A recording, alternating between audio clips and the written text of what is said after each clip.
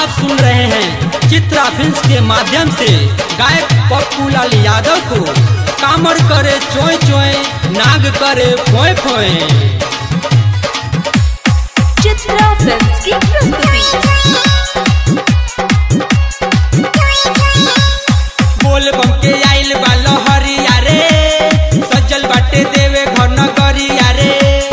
बोल बम के आइल बा लहरिया रे, सजल बाटे देवे घर नगरिया रे। सुल्तान गंजवा से जलवा उठा के सबे केहू मिली जुली नरवा लगा के, गंगा जल से भरल बस के कमर करे चोए चोए। गजबे लागेला बाबा नागवा के फोए करे चोए चोए। गंगा जल से भरल बस के कमर करे चोए चोए। बोला बोला शंकर भगवान की।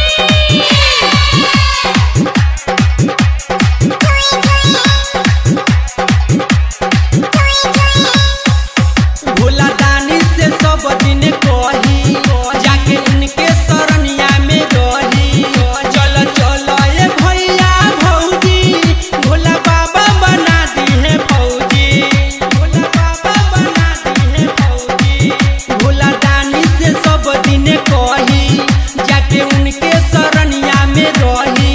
चल चल ये भैया भौजी, भोला बाबा बना दी है फौजी। हमरा उठा के चल बाबा के दुआरे, बुढ़वो जवान यौरो चाहिता कुंवारे। हरे दम में भोला भौजी बम बम बम बोला बोल बम। गजबे लागेला बाबा नागवा के फोए करे चोए चोए। गंगा जल से भरल माथ के कमर करे चोए चोए। बोला बोला बाबा भोलेनाथ की।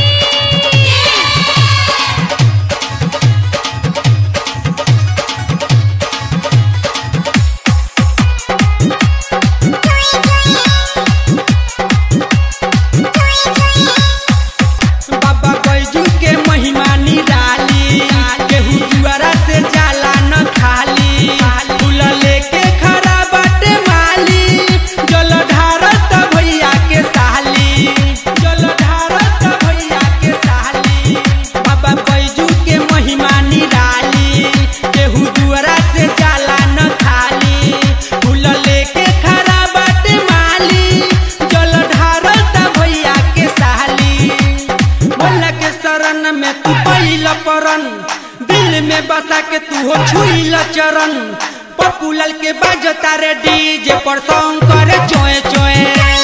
गजबे लागेला बाबा नागवा के फोए करे चोए चोए। गंगा जल से भरल बस के कमर करे चोए चोए। बोल बम के आइल बा लहरिया रे, सजल बाटे देवे घर नगरिया रे। बोल बम के आइल बा लहरिया रे, सजल बाटे देवे घर नगरिया रे।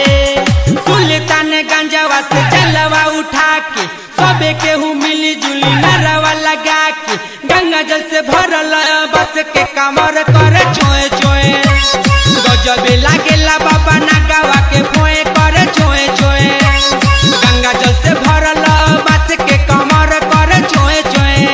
Chitra films recording studio. हमारा नंबर है 9308170621।